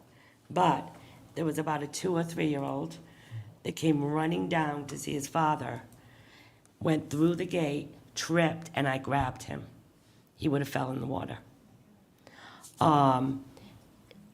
I was part of the Grinnell's Beach project. I was very intimately involved in this. All DEM requires is that we have a restricted area, which we do. The walkway was never intended for fishermen. The walkway was intended for the citizens of this town on a beautiful Saturday night to walk freely up and down without getting hit by a hook or being run over by fishermen and their children. All we are required to do is have it at one area, and there should be no public drinking in that area. There were no police presence at all, and I called the town administrator, and our auxiliary people were down at Falkland. They should have been there also. We hired a bunch of them, so we should have them there. When I finally called the police chief, kind of made a scene on the phone, police did arrive. My thing is, there's signage there that no one's paying attention to. There's no signage on the walkway that you can't fish there, and I suggest we put that signage there. And we put it in all 3 languages, Portuguese, Spanish, and English. I talked to the police chief. I talked to the town administrator since this all happened. They wanted a way to enforce it. So what I'm proposing is an ordinance with fines. We put up signs that say no fishing. If you're caught the first time, you won't. Second time, you're fined, and so forth. I also asked that they educate the police department, these new young officers we have, that there's no fishing allowed there also. I've been hearing that at times the young officers are on the dock talking to these fishermen and just conversing without saying, "Don't fish here." But of course, there might be communication lacking here.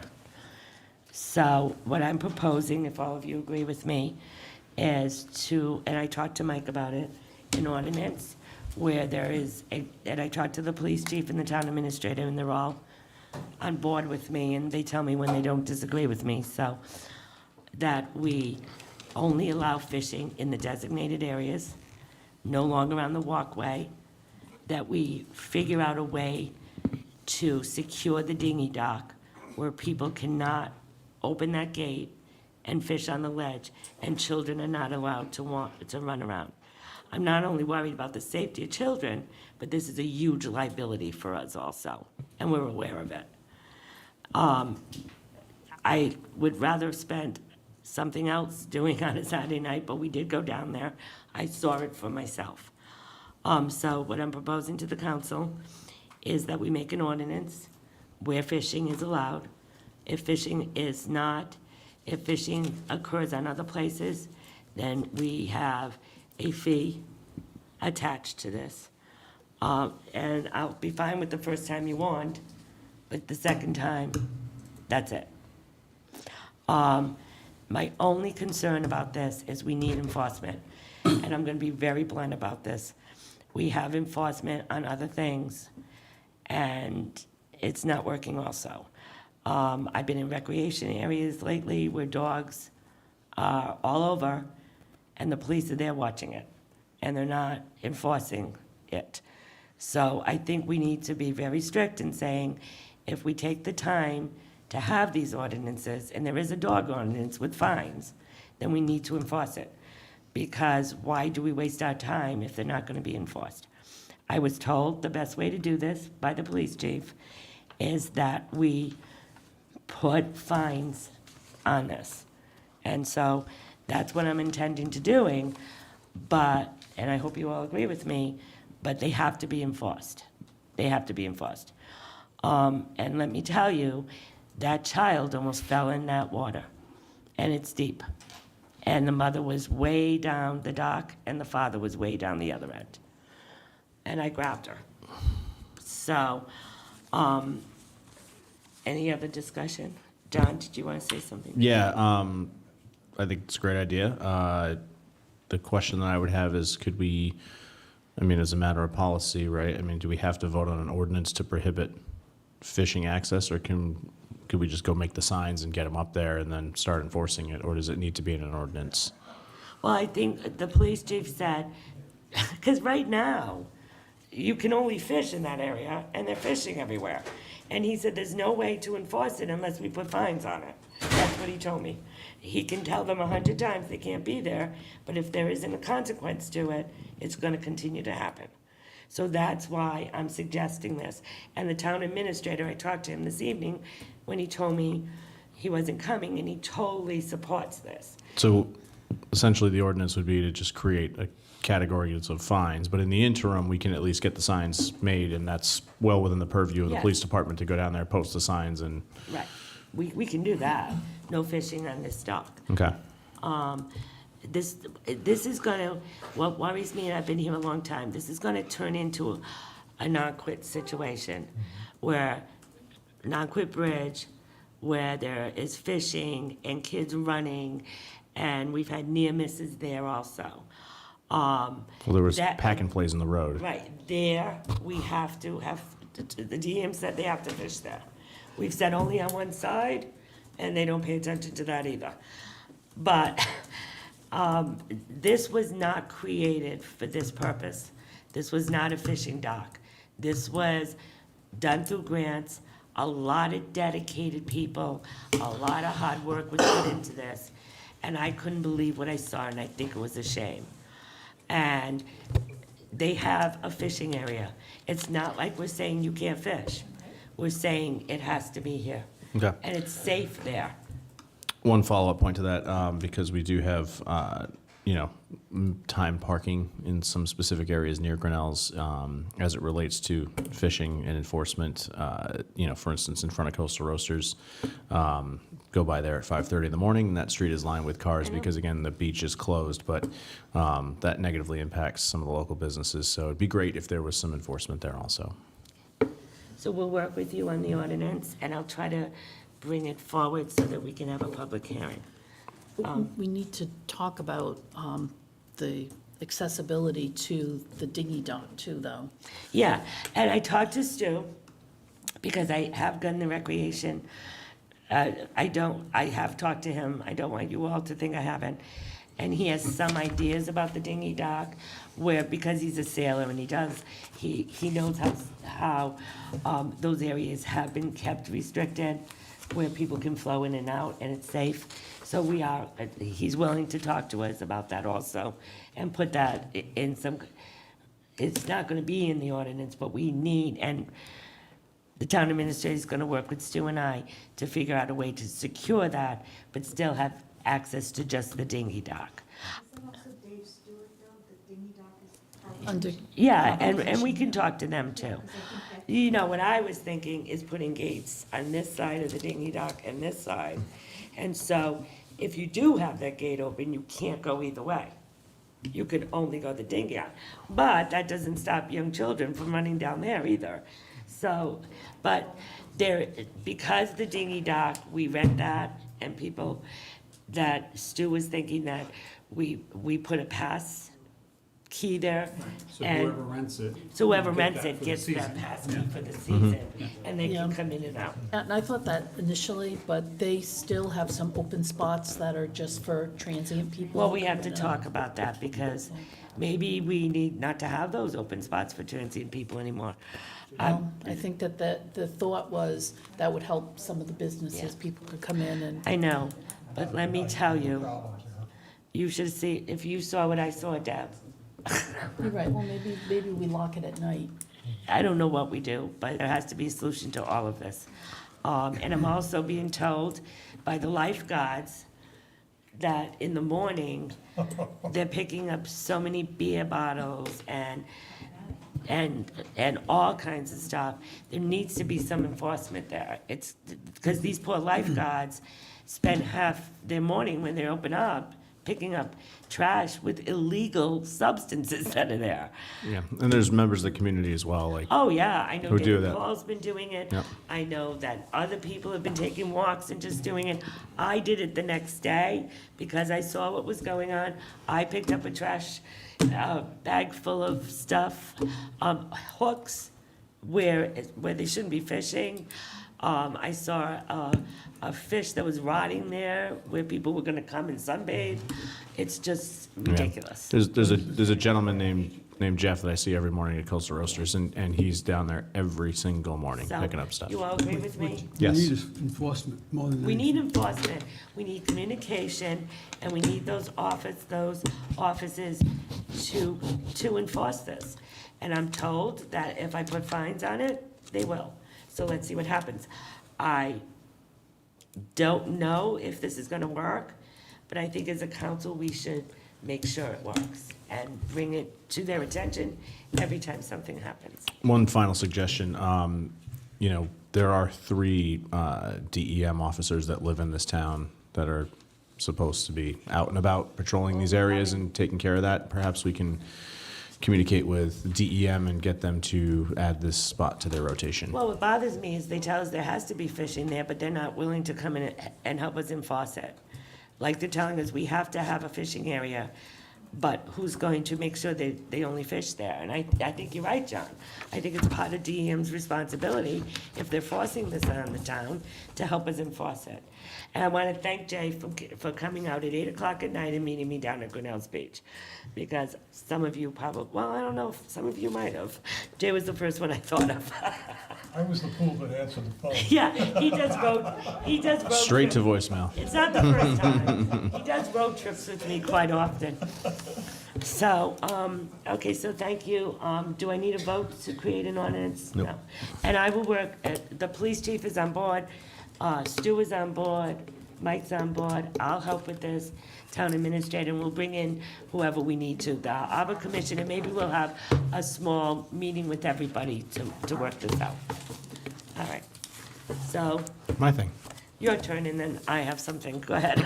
All right, so the reason why I wanted to add this is because I had to go back and check my notes, but as typically happens with these road races, I completely forget that they're going on until I run smack dab into a road closure. And so in my attempt to procure coffee on Saturday morning, when the Courtney Roderick run was going on, I was stymied from going north on Main Road, took the detour, tried to come, back around from the highway and go south, and was stymied again, which brought me to kind of go back into my memory banks, and I thought at the time that we had authorized a specific route that would allow traffic to pass. Went back to the March 27th meeting, checked the notes, and we as a council did approve a specific route where the runners would go north on Main Road and then south on Highland. Come to find out, the runners were going south on Main Road, north on Highland, and that required closure of both Main Road and Highland Road, which is not what this council had authorized. And this has happened in the past. And so, as was previously mentioned, this body here, we authorize licenses and we do all these things, but if the event organizers are not going to, follow the approved plan, I have a serious problem on a go-forward basis. And I can tell you from where I sit today, I'm unequivocally a no vote on this event on a go-forward, at least in this location, because it's quite clear that they're just not following what we approve for the events, and there's zero accountability. And so after speaking with the solicitor, again, this may be something we bring up, but I guess it's well within our authority to potentially fine the event organizer for deviating from the approved plan. And that's something I'd love to get some feedback from the rest of the council about putting a future agenda item on to hold a hearing and bring the event organizers back here. We don't have to do that, do we? All you do is, you would just have the issue a citation, it would be dealt with in municipal court, wouldn't be us. Okay. But I also do think that as it relates to us issuing licenses and restrictions, this is just one instance. So it really concerns me because we address licensing and all that sort of stuff on a regular basis in this council. And how many times if this one is just so in our face that they're not following what we approved, how many others of these are going on out there? So I just wanted to raise it up to the council to be cognizant of it. Again, I was pretty upset. I spoke with some of the business owners in the area who were impacted. They weren't particularly happy either because that was not the approved plan. They were under the assumption they would get regular business during that 2 or 3 hour time period that they didn't. So wanted to bring that up to everybody here. So what do you suggest we maybe we should put it on an agenda to speak to them and I think that'd be a great idea because instead of finding them or doing anything like that, speak to them, tell us about our dissatisfaction with what happened, and going forward, we will keep this in mind. Yeah, and I remember specifically asking about the road closure piece and was assured that the roads would not be closed, especially in light of all the construction work that could have been potentially going on Fish, which is the other major arterial road to the south end of town. I have to tell you, we've had problems on this date in the past, and that's why we've been very strict with it. But if it's not going to be followed, well, then there's a problem, and there's a problem for the organizer. I don't know if we should fine him immediately or just bring him forward and say, look, we're really hesitant to go forward with this if you don't follow the rules. Jay? Well, I think what we should do is for the big events, we're not talking about the typical weddings or any of that, but these big events that we tend to have, probably what we should do is the nearest meeting after that event, if we have heard of any problems, we should get them in and have a discussion with them then while it's all fresh in everybody's mind. Like I suggested. Yeah, and make sure they understand this will very likely affect your next request. Anyone else? Yeah, I think that's fine. I wouldn't want to find somebody right now. I would want to find somebody before we even Talk to brought them in and spoke to them. You know, it could be some kind of misunderstanding. I don't know what the history is of issues with this group, but I think that we have to give them their piece to speak, so. Mike? Agreed. So I'll put it on the next agenda. Thank you. And we'll notify Mr. Rogers, we want him here. And again, I understand it's for charity. It's a great cause. Totally in favor of it. But that notwithstanding. Yes, but If you have an agreement, it needs to be stuck to. you gotta follow what the council agreed to, and you can't just willy-nilly change it. And by the way, I spoke with the officers. They were even confused. They all said the same thing. It was, we didn't think that we were supposed to be closing these roads, but they showed up and lo and behold, They're going the wrong way. lo and behold, the event organizers have marked it off to have the roads closed and they're going the opposite direction, so. That was my question, was like, did they know? No. No. Well, what you do So is they're you not get the these ones who things set it written up. down somewhere where you see them, and then you stay home that day, like I do. And one other follow-up item, has been suggested to me by the chief is perhaps we need to have just a specific area where we're doing these 5Ks rather than smack dab in the center of town. It's very willy-nilly, and it's very, like, everyone goes a different route, so Yeah. even, like, you don't know this is the Courtney Rogers one, so they go a different route than another one goes. And you're right, maybe if we do, everyone follow the same The route. only challenge with that is then you're always inundating that area Area. with those. Unfortunately, if you picked It an area, often it's gonna is. be my neighborhood. Howard Avenue. That's the one that makes the most sense. Everyone can run down Zapata. Yeah. Just close you All right. at every end. You can set up a lemonade stand. My kids will do that. Okay, so I'll put it on the next agenda. Perfect. I have an announcement, I don't need to put this on the agenda, it's an announcement. At the last meeting, I told you guys that the school committee was trying to set up a meeting with us about casino. And I was very specific, until we got the safety report, we felt like we didn't need to move forward till we see it. Can we just add this to the agenda by a motion, please, just to be clear? So Okay, so moved. what do you want me, Moved. Add discussion on confidential report regarding school safety An update on. and update on update? status of meeting with the That's school why I committee. asked you. Second. Second. So, I'm gonna make, We got to vote on that. I'll All vote those in in favor? Discussion on. so I'm gonna make And that's going in this- exec? No, we're not. No, it's gonna- going right now, okay. Right. I'm gonna make this ordeal, I'm gonna try to make this, simple. So, after our discussion, I did talk to the chairman of the school committee, tell him, what we felt. He got back to me and told me that their lawyer said that we could have the safety report, but only in executive session. School committee and us, it could not leave the room, it had to be read there, we had to give it back. Not that we don't see confidential stuff all the time, but, and I said, okay, when would you like, we looked at the calendar, we threw out July 31st. Since then, I've been talking to members, Deb will be away, Dennis may not be there, and I felt that if it can't leave the room, it's not fair to make a decision without all of you being in that room. It's gonna be a So- long meeting. well, it gets better. So Jerry called me today to ask if July 31st was appropriate. I said no.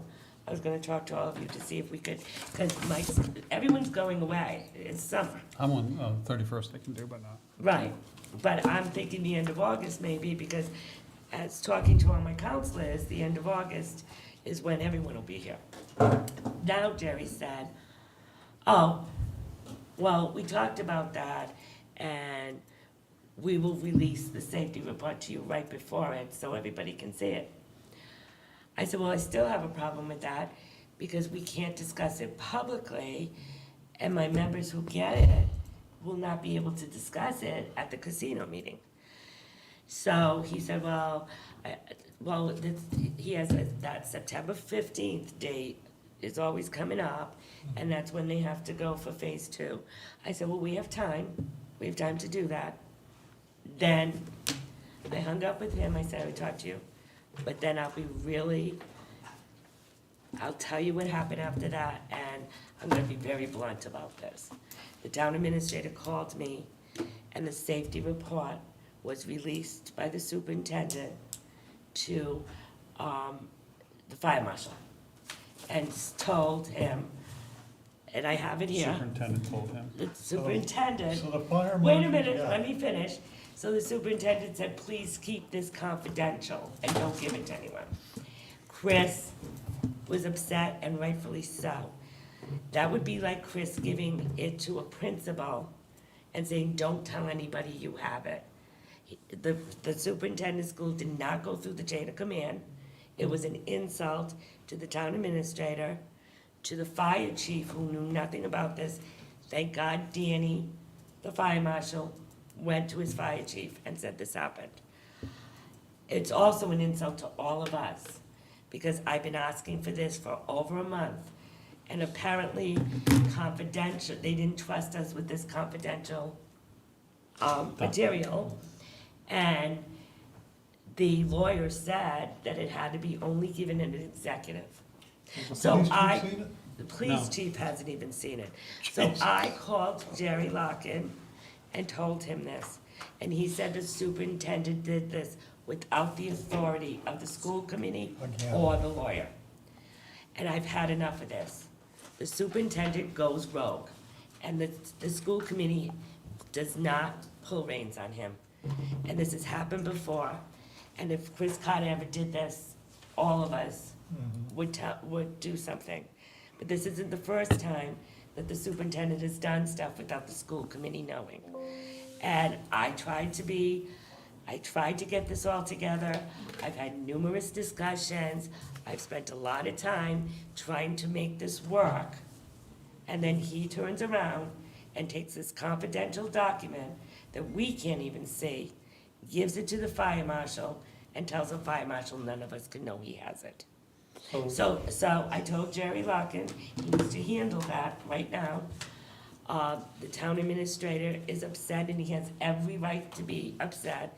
It's just, they wonder why sometimes we get a little angry with them, but when they continuously do things, the superintendent continuously does things like this, it's very hard to ignore after a while. So,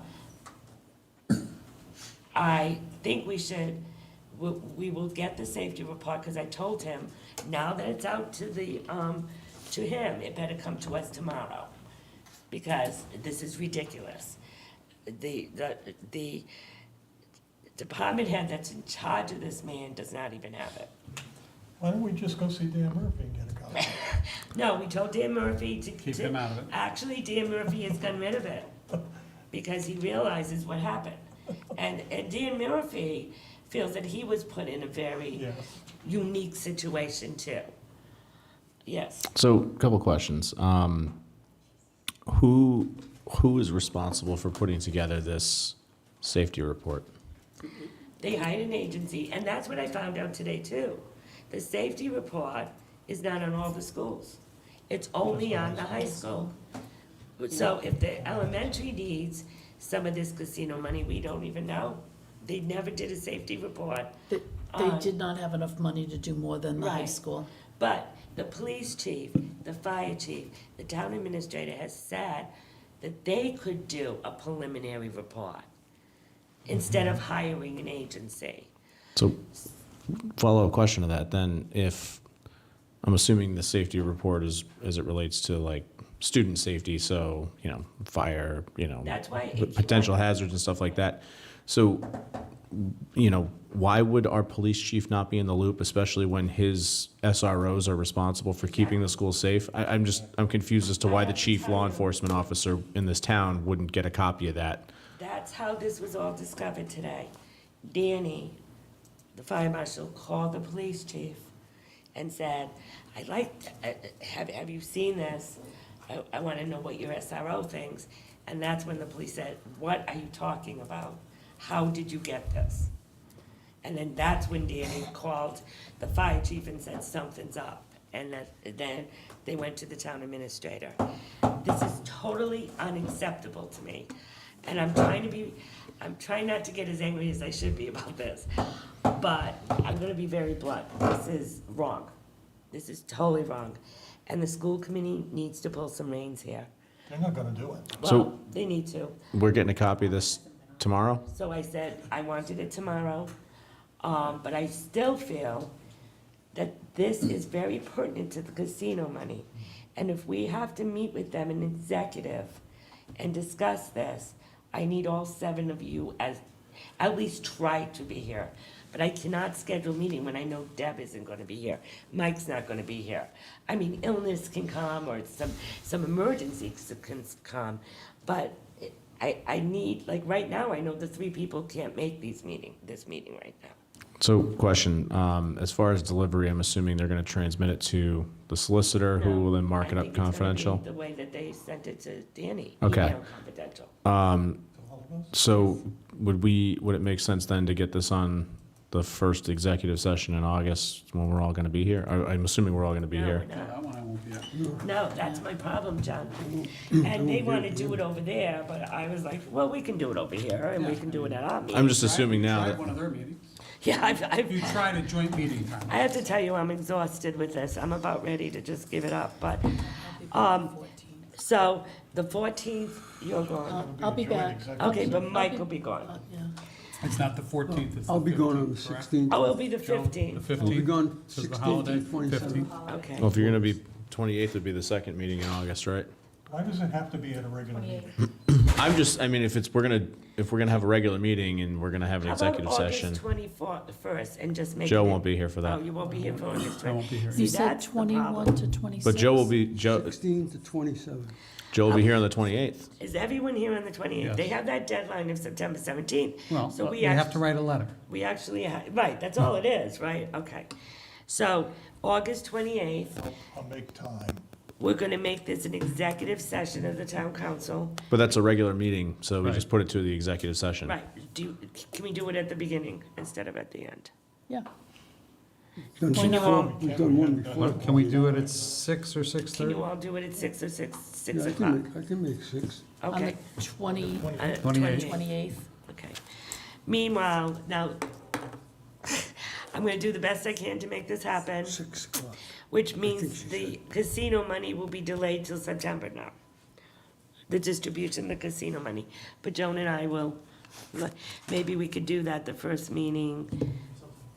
We'll figure out when the casino money is. September 11th is the first meeting. Maybe we'll do it then. Well, not, President, but, what time is that, Madam President? 6 or 6:30? 6.